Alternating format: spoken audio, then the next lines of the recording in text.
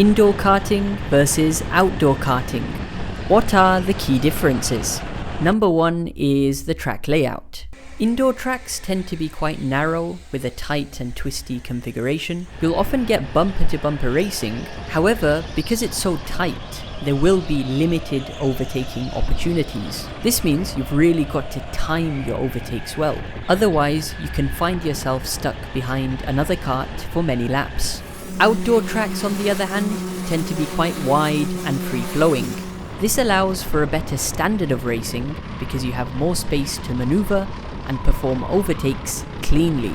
On some tracks with long straights, you can actually benefit from getting into the slipstream of the driver in front, and if you're working together as a team, let's say in an endurance race, then you can practice bump drafting as I've explained in this video.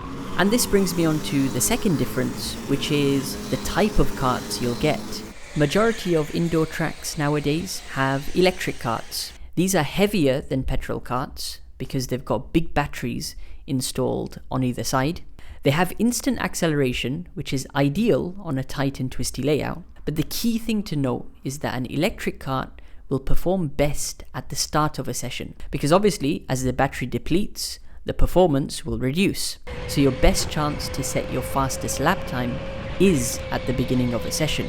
On the other hand, many outdoor tracks still have petrol karts, and long may it continue this way. The key thing with petrol karts is to keep the revs high. If you lose your revs, let's say by sliding or drifting, it takes time to build the revs back up, and this loses you lap time. It's important to note that the engine is located on one side of the kart, and this causes an imbalance. So you have to be wary that there will be a bias towards one side. But generally speaking, the performance of a petrol kart doesn't really change significantly throughout a session. And this brings me on to the third difference, which is about track conditions. Outdoor tracks are very dependent on the weather. In countries with cold climates, you'll often struggle with grip because it takes time for the tyres to warm up. You've also got to factor in the chance of rain, as this will change the line you have to take and where the grip is located. In countries with hot climates, there is a risk of your engine overheating, especially when it's humid, and this will affect your kart's performance. On the other hand, track conditions at an indoor track tend to be more consistent. Many indoor tracks actually have a coating on the track surface. When a track is freshly coated, this is the time where you'll actually have the best grip. But over time, as the coating wears away, there will be less and less grip, and the overall lap time at the track will be significantly slower.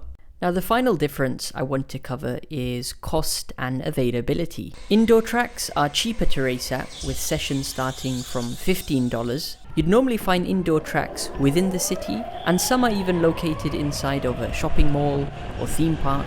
But generally speaking, the types of people who race here are very casual. They just want to have a bit of fun. Outdoor tracks, on the other hand, are more expensive to race at, with sessions starting from $30.